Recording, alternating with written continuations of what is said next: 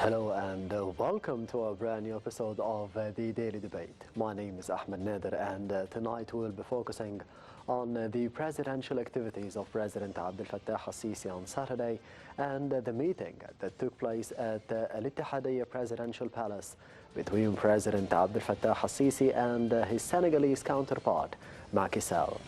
Of course, we'll be shedding more light on the agenda of talks, topping the issues that were discussed. Of course, the Senegalese chairmanship of the African Union and the bilateral relations in different fields. And to be focusing on such an important topic happening this week at the beginning of the week, specifically on Saturday, I'm honored to be having with me on the Daily Debate for tonight Ambassador Sou'ad Shalaby, the former Assistant Foreign Minister. Thank you very much for being with us tonight. Thank you for inviting me. Anytime. We will be starting straight away with a report about the presidential activities and the meeting between President Abdel Fattah al-Sisi and the President of Senegal, Macky Sall.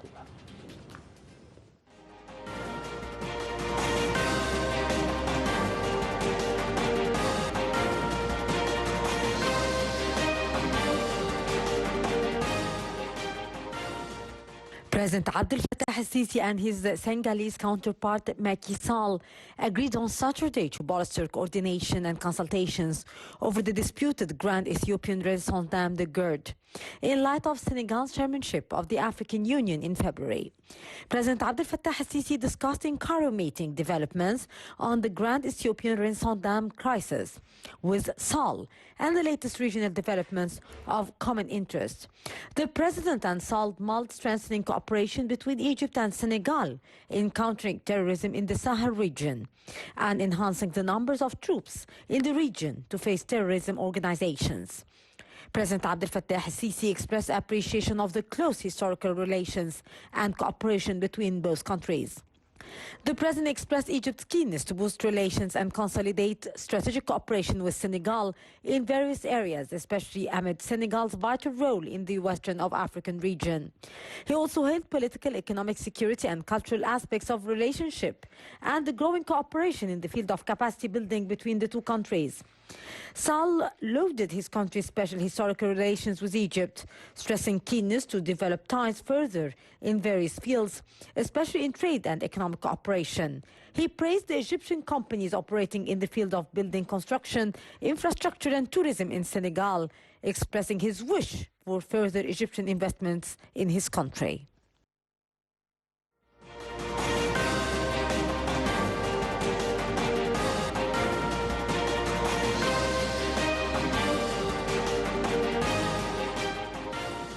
Welcome back. You're still watching the Daily Debate. Ambassador Sou'ad Shalaby, first of all, the meeting between President Abdel Fattah al-Sisi and his Senegalese counterpart, as we did see in the past report and the press conference. How do you see the importance and the significance of this meeting and this visit? Egypt and Senegal have a long history of friendship and fraternal relations. Yes. And that is why the President Sisi went to visit Senegal in the first years of his presidency. Like in 2019, he met, of course, Macky Sall many times, but in 2019 he made it a point to visit Senegal.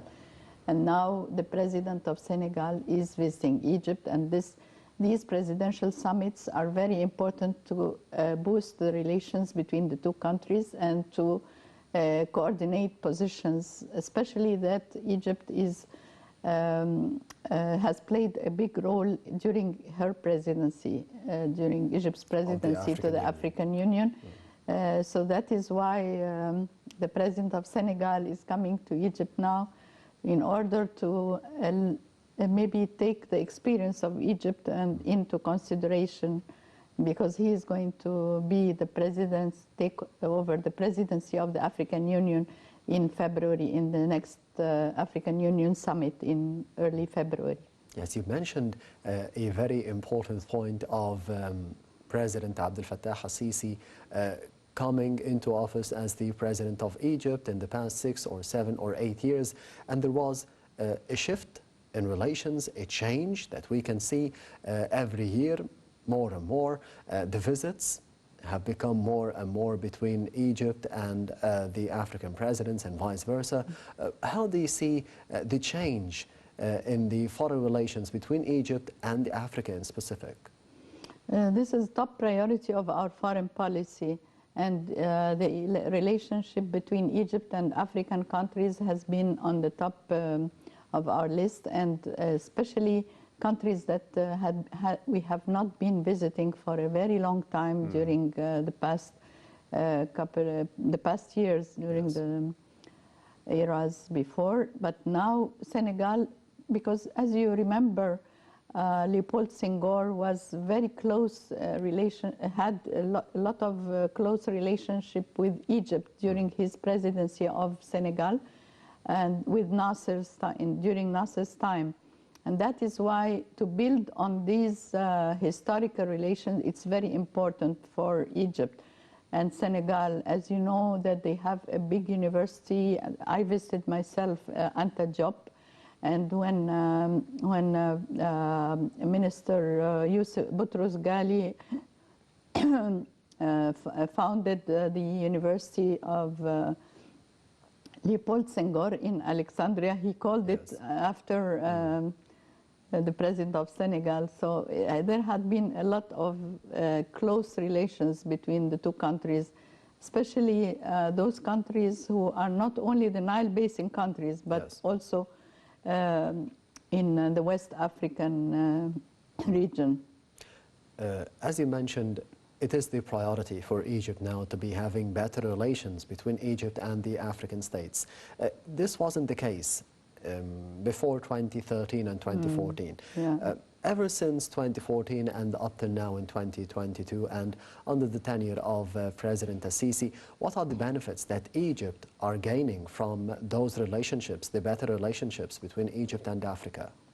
Huge benefits, of course, because of not only economic and trade and investments, but unified positions in the international forums, in the UN and in other organizations, and also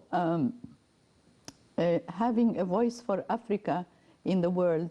Africa has been neglected, have been ignored, have been marginalized for a long time. That is why Egypt is playing a big role in order to put Africa on the agenda of the donor countries. And during its presidency of the African Union, it has worked toward that. And we had the summit of EU African countries. We had a summit of the Sino with China and African countries. So that is the role of the leading country in North Africa, Egypt. When it was president, it did a lot of boosting of relations between Africa and the donor countries.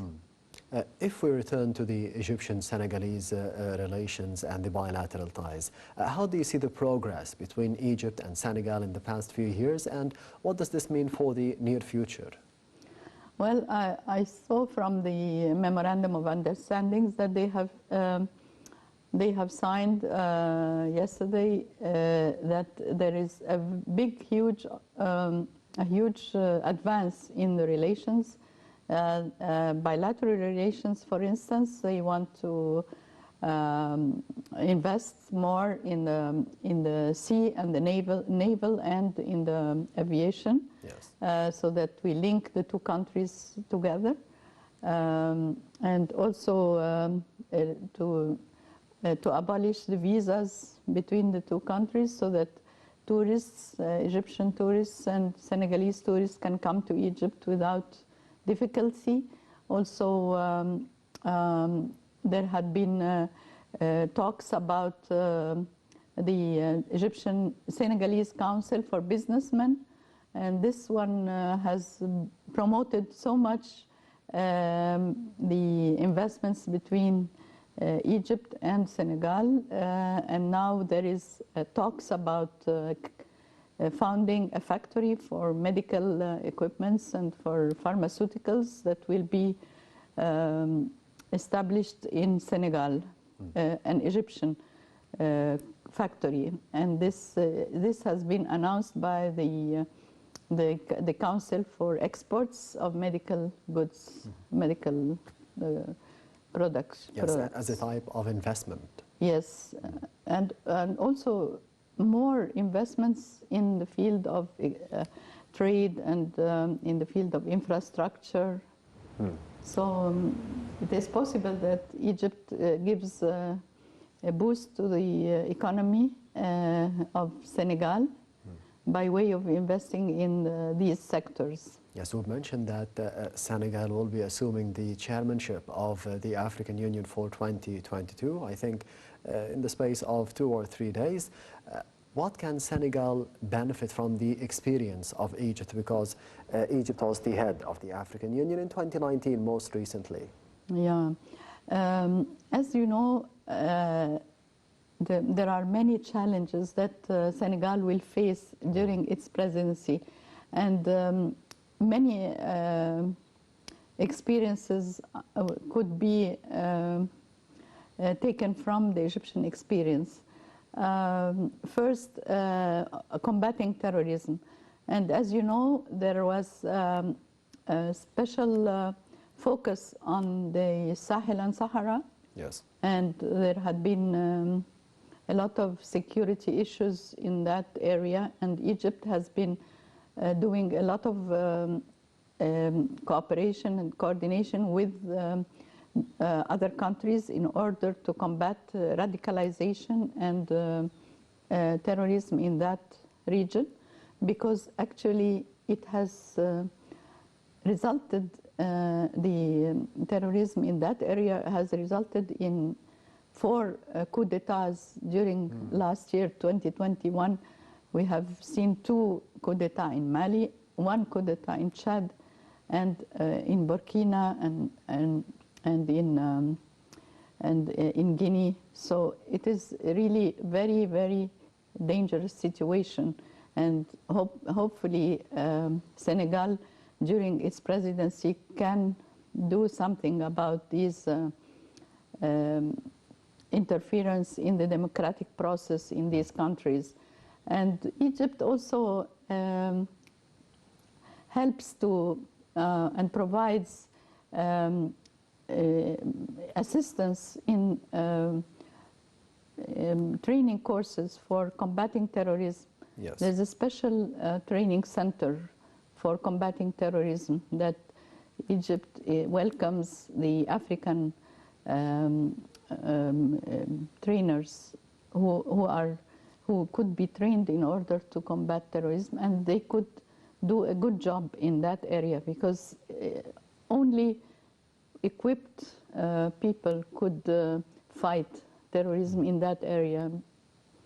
Of course. Ambassador Sou'ad Shalaby, you've mentioned a very important point for Africa in general in the past, and more specifically in the past year and even in 2022, the political instability that we have seen in the African continent throughout history, and history seems to be repeating itself over and over and over again. But on the other hand, thankfully, we have here in Egypt political stability, security, especially after the revolution of 2013. How can we be replicating the same experience and have what we have here in Egypt to be transmitting the experience and the expertise in the field of politics and stabilizing the country, if we can call it that, because we had political instability as well from 2011 and until June 2013. How can we have the same experience throughout Africa now? Yes, that is why we are extending our experience to many African countries, and we are trying to also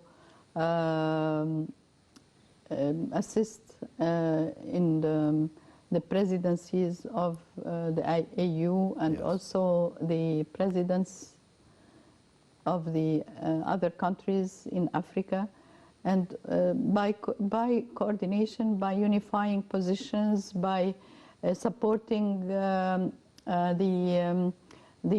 national security of these countries, because the national security is very important. And for Egypt, it's very important also to have regional security, because Egypt has borders with Libya, with Chad, with Sudan, with many countries in the south, that any instability affects us. So it's not only that we want to become stable and to really... Even the instability that is happening in Africa, it affects Europe, not just Egypt. Exactly. But for the immigration also. So we have to help the other countries. We are very happy that we have overcome this period of instability, and now we can share our experience with other countries who need us, especially in the field of capacity building. That is what Egypt is doing. Yes, throughout history, Egypt has helped Africa a lot in different fields, and vice versa. But on the other hand, a lot of other countries, they see Africa as a challenge. They don't want to help Africa. They see it as a poor continent, and they want to leave it that way. I wouldn't be naming names and countries. Countries like China, for example, they have a plan to be helping Africa, to be helping Egypt, to be helping China itself throughout this plan. But other major powers, they don't see it that way. They see it as an opportunity for investment, an opportunity for making more money. That's it. Yeah, of course. How can this change?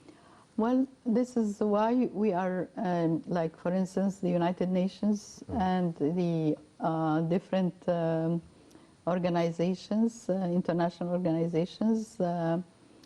We have to have a unified voice in order to change this colonization mentality to become partnership. And this is what President Sisi was doing during his presidency with EU, for instance, with China. It is not a matter of donations, giving donations. And you have seen, for instance, during the pandemic, the industrialized countries, the West were very prejudiced in dealing with the vaccinations and with dealing with the medical equipment. So they have chosen not to give Africa the same standard of help that Africa was expecting, and they have denied the existence of medical support. And this is not the case with Egypt, because Egypt now has the capacity of industrializing and manufacturing the vaccines, and now it's extending. And we get them to Africa as well. Exactly, it's extending its hand to Africa to learn more and to manufacture more and to export to African countries. And as you remember, also there was the combating of the virus C. We had an experience in that field, and we have offered that experience to our African countries, also our African brothers and sisters. Yes, the challenges that are lying ahead for Africa in 2022, to be specific, what are the challenges that will be ahead for Senegal as the chairman of the African Union? Yeah, well, first of all, to get over the negative impacts of COVID-19 and to get back to have the economy go back to its activities, and to renew, like there are a lot of unemployment now because of the COVID and because of the health risks that was all over the world. So, but can we start looking ahead to the world after the pandemic when yes. it hasn't ended yet? Yes, because but there is at wave least, after wave and new yes, variants. yes, but at least save the economies. That is the most important, and that is what Europe is doing now, because they are suffering from the deterioration of the economy. So that is why the one priority, I think, for the African Union now and for the presidency of Senegal is to have the economy get back, revitalize it, and to get over the pandemic, whether it is by health means or by manufacturing or by trying to give health support to the Africans, whether it is from the West or whether it is... And we need to learn to live with it economically. Exactly. We need to do it, to know what to do. Because actually it has affected very badly all the economies. The second priority, of course, is stability, political stability. And as I told you, it's very difficult situation, how to bring the democratic process back again. As you know, two countries, Mali and Guinea, have had coup d'etat in the West region, and ECOWAS have placed penalties on these countries.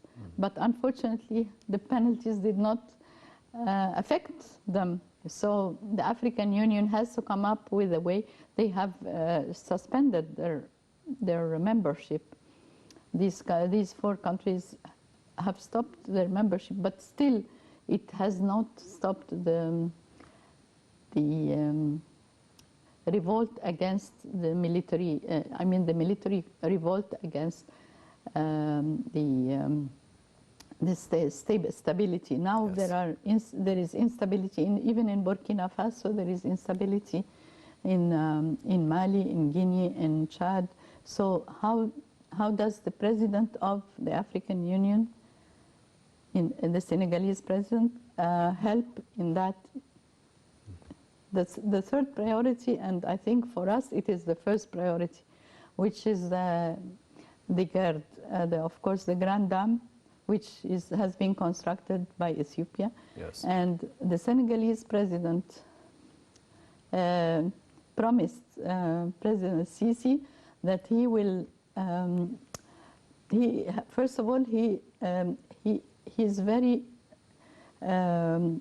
considerate of Egypt's position, and he knows that Egypt has eternal historical rights in the Nile, and he himself has an experience with in his own country, because he and Gambia share the Gambian river. So the experience of Senegal could be also duplicated by the good relationship between the countries that are sharing the Gambia River in the West African region.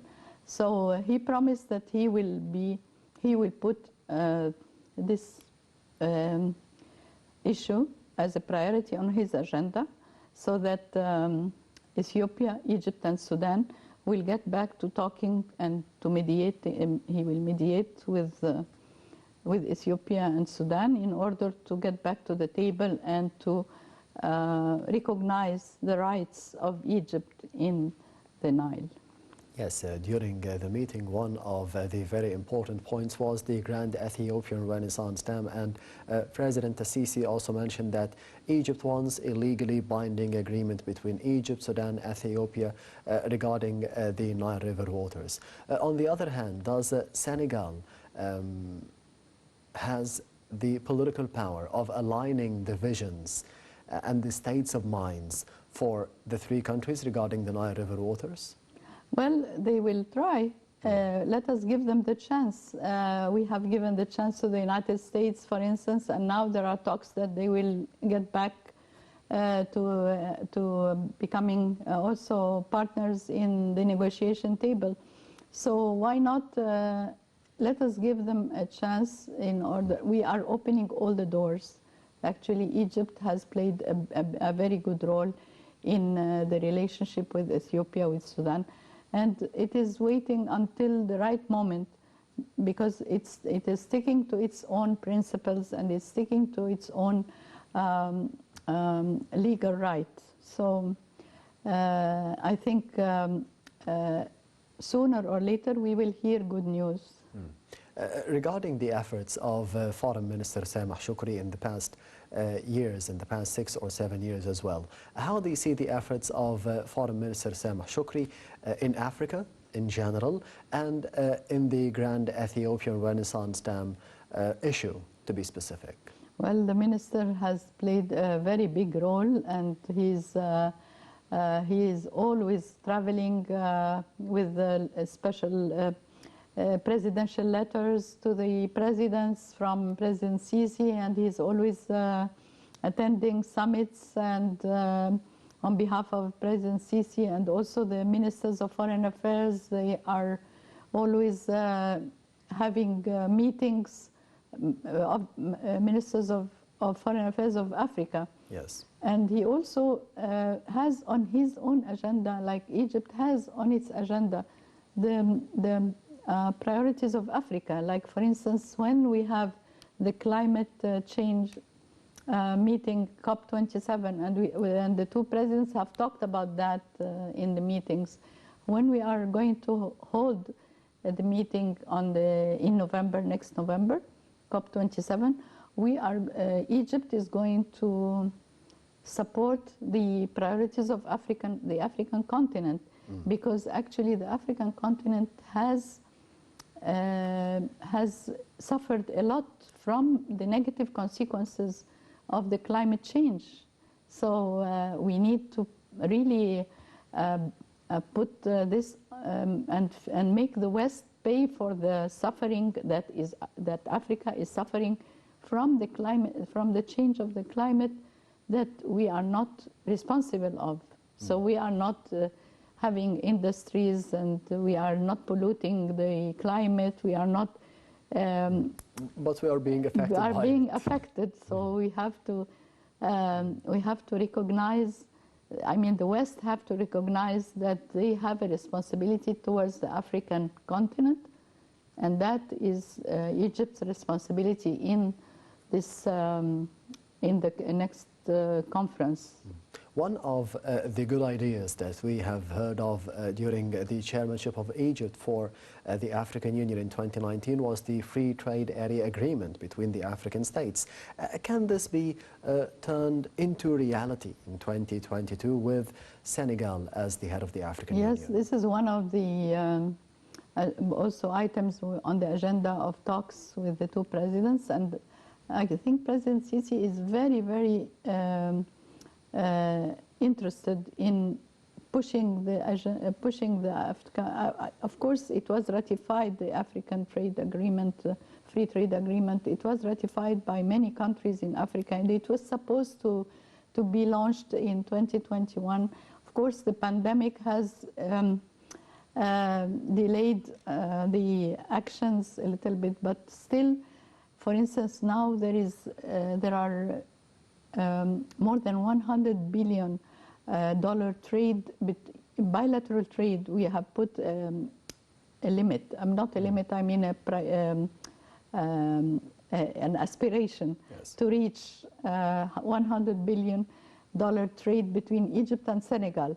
So if this is applied with every country in Africa and who have ratified the treaty, then the bilateral trade would become even easier, and many countries in the region will benefit. Like, for instance, if you trade with Senegal, then you are trading with 15 other countries in the west region of Africa. So you are always benefiting from your exports reaching to more countries in Africa. So this is like a step to reaching, to also achieving the free trade agreement. Yes, the free trade area agreement in Africa, of course, it depends on the coronavirus pandemic, as that was what happened in the past 2 years, and it affected a little bit what was going on, or the plans that we had for the future. And the economy as well is dependent on the political stability, and there is not much political stability in the African continent in the past year, to be specific. Why is there a lot of political instability in Africa, more specifically in the past year or two? Why is it easy to be having a coup d'etat in Africa?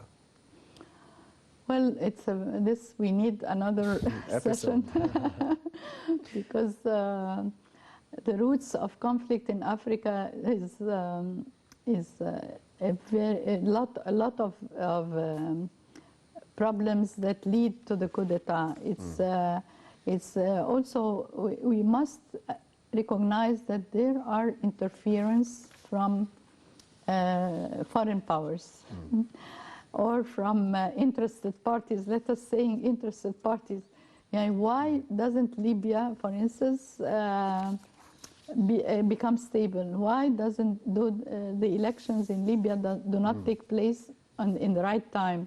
Because of the interference of the interested parties, and that is happening in every country in Africa. Whenever there is stability, then there is something that happens that.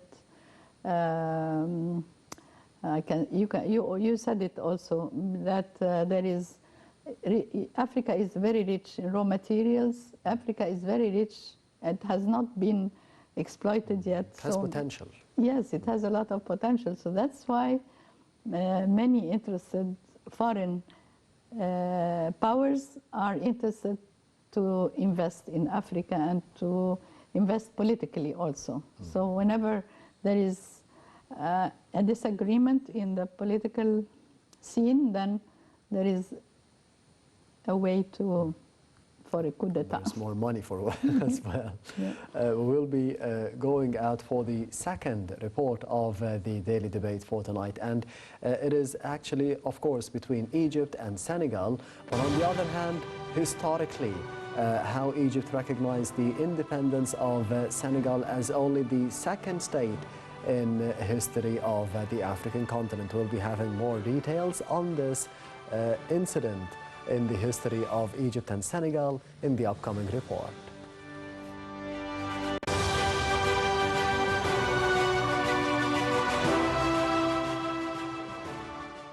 Egypt was in the forefront of countries that established diplomatic relations with Senegal immediately after its independence from France in 1960. Egypt was the second country to recognize Senegal's independence after France. The diplomatic relation between the two countries began in April 1960 due to the strong relations between President Gamal Abdel Nasser and Senegalese President Senghor. The joint relations have always been harmonious due to the similar stances toward various regional and international issues. Egypt participates annually in the Dakar International Forum on Peace and Security in Africa, launched by Senegalese President Macky Sall in 2014. Senegal wants to have a presence in the northeast of Africa region and wants Egypt to have a strong presence in West Africa and the West Coast. This trade exchange between Egypt and Senegal has witnessed a remarkable increase in previous years. Egyptian export to Senegal increased from about $30 million in 2015 to $47,300,000 in 2016. Senegalese imports to the Egyptian market reach about $1 million. According to the United Nations International Trade Center, Egypt is therefore the second largest trade partner with Senegal. As for the volume of investments between the two countries, there are 9 Egyptian companies operating in Senegal in the fields of infrastructure, telecommunications, public trade, and agriculture. Egypt Ministry of Defense organizes training courses for officers from the Senegalese Armed Forces and training courses to Senegalese security cadres.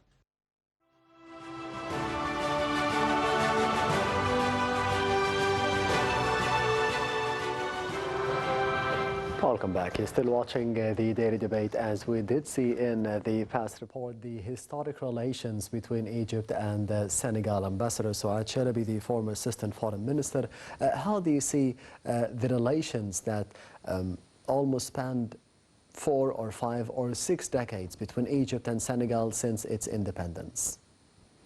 Yes, there had been a lot of relations during Nasser time, and as mentioned in the report, that we were the second to recognize the independence, second country in the world to recognize the independence of Senegal, and during I think 1964, and we have always had friendly relations with Senegal. It is high time now that we boost these relations, and it's not, we don't keep it just as like to be relying on the past. Yeah, relying on the past or documents that has been signed ages. We have to really put these documents into execution. So how do we do that? We try to see what are the priorities in the relationship between Egypt and Senegal. It is very important that we do a lot of training, capacity building, because as was mentioned, also there are the Ministry of Defense is doing many capacity building courses for Senegalese peacekeepers and for Senegalese military who are doing combating terrorism. There is another very important relationship between Egypt and Senegal, which is the cultural relations. So AlAzhar is playing a big role. Yes. And there had been a lot of trainees and a lot of scholarships going to AlAzhar, from AlAzhar to the Senegalese students. Many of them come to Egypt to study and go back home to become a teacher or imam. So this role is very important, and it is very respected by the Senegalese government. Also, as I said, the university students are getting scholarships in universities in Egypt, and there is the African Center for Studies also that receives PhDs and Senegalese students who want to pursue their studies. So it is always, and many Egyptians also go to study the agricultural methods of, because they have also the same kind of agriculture dependence. Their economy is depending on agriculture, like Egypt, for instance. So we learn from them and they learn from us, and it is a very constructive relationship, I must say, with both countries. And we must invest in that, invest morally and politically and culturally and economically. You've mentioned AlAzhar and the role of AlAzhar in teaching about Islam, about the Arabic language, about the teachings of religions in general. How do you see the importance of the role of AlAzhar, not just in Egypt, as you mentioned, that students come from Senegal to be studying at AlAzhar? No, on the other hand, AlAzhar scholars are going to Senegal and are going on expeditions to every other part of Africa. What is the importance of the role of AlAzhar in going into Africa and speaking about the morals of Islam, about the teachings of the Arabic language as well?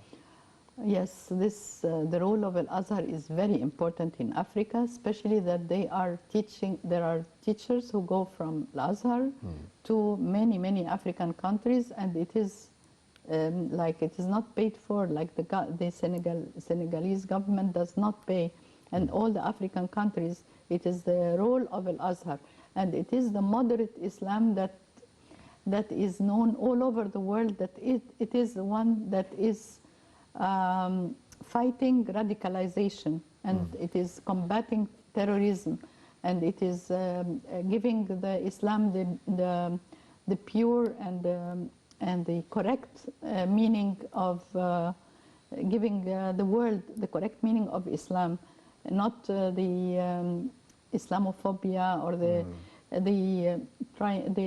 these teachings that are trying to destroy the Islamic the Islamic principles. Yes. So it is a very important role, and we have to support it, and we have to continue to send our teachers to African countries because they need it and they ask for it, and they look up to AlAzhar. So we have to keep this image very seriously in our agenda. Yes, Egypt had a problem with terrorism in 2011, 2012, and of course the Terrorist Brotherhood Organization up till 2013 and beyond that. We had the solution, we had a plan, we executed the plan, and we succeeded in it. On the other hand, how can Senegal be benefiting from the expertise of Egypt in eliminating terrorism in such a short space of time? Well, it should not be in a short space of time, because we help them and they are the ones who decide what to do with our help. So as I said, we have to invest in teachings of Islam and to combat to combat terrorism in a way that those terrorists should be evacuated or should be they have to know how to fight terrorist activities, and that is why we have to give the experience of Egypt in fighting terrorism in Egypt. But of course, in the West, they have they have Boko Haram, and they have a lot of in the Sahel and Sahara. There is Daesh that is there. There used to be Al-Qaeda. There used to be many terrorist activities and there are also private companies that are present there. So the PMCs are there. So there has to be an African strategy to fight terrorism in all the regions, and especially in this region, because this is a huge space and it is not controlled by any country, and there has to be a lot of financial support for all the troops in order to be able to fight, and to training of these troops, because fighting terrorism is different from anything else. It has to be really, there has to be focus on how to fight those elements that are non-state actors. They are you are fighting non-state actors, so it is not easy. What is hindering the process of having a unified armed front for Africa? Again, it is those who have interests, foreign powers who have but it interests in the region. should be coming from within us, yes, from within Africa, the decision. Yes, but I don't want to name, but for instance, Mali have invited France to fight terrorism. So France is now there and is not going to leave. Yeah. So, and Mali has invited them. So you are asking, so why we don't have the same have mentality or the same mindset for every African state. African solutions for African problems. This is a slogan of African Union. If we can do this, we have the African Union have declared that 2020 is for silencing the guns, but it has not happened because the political will is not there. The political will is being influenced by interested parties, and of course, money like trafficking of illegal trafficking of everything, of arms and ammunitions and and human trafficking, everything is, like there is a lot of money that is influencing these kinds of terrorist attacks. On the other hand, a very important topic that is not talked much about regarding Egypt, the investments of Egypt in Africa, more specifically under the tenure of President Sisi in the past 7 or 8 years. How do you see the progress of having more investments into Africa? And it's not just about the money, it's about the benefit for both peoples. Yes, of course, investments are very important. But it is very important for us and for the African countries where we invest. But there are very important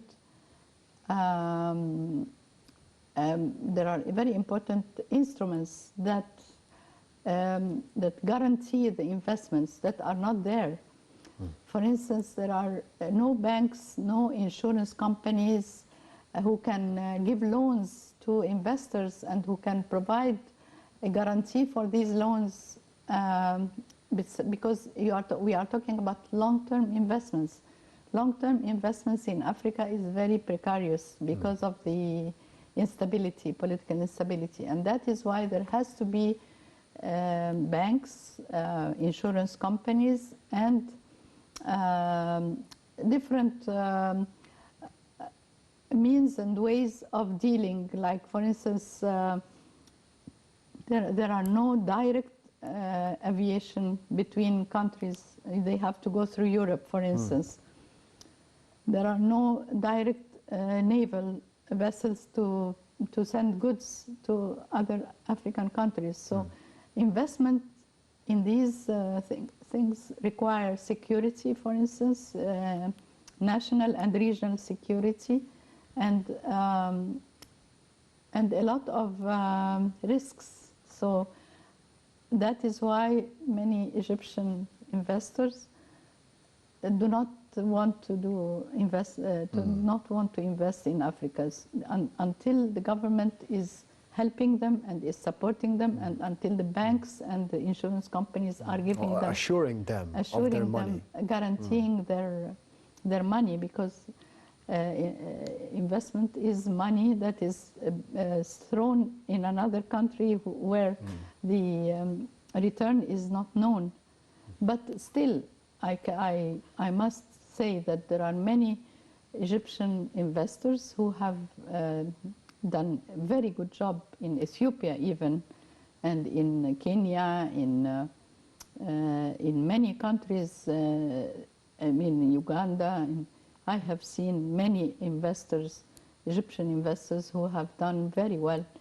And hopefully in Senegal now we have this factory for medical equipments and pharmaceuticals that will reap the success of investments in Senegal. Yes, for the benefit of Egypt, Senegal, and Africa in general. Right. Yes, Ambassador Sou'ad Shalaby, the former Assistant Foreign Minister, thank you very much for being with us tonight on the Daily Debate. Thank you for inviting me. And this brings us to the end of the Daily Debate for tonight. Before going, we would also be congratulating Egypt on progressing to the semi-finals of the Africa Cup of Nations. Egypt and Africa still in the same segment and in the same topic of the Daily Debate for tonight, after beating Morocco 2-1 in the quarterfinals. Thank you for watching, and goodbye.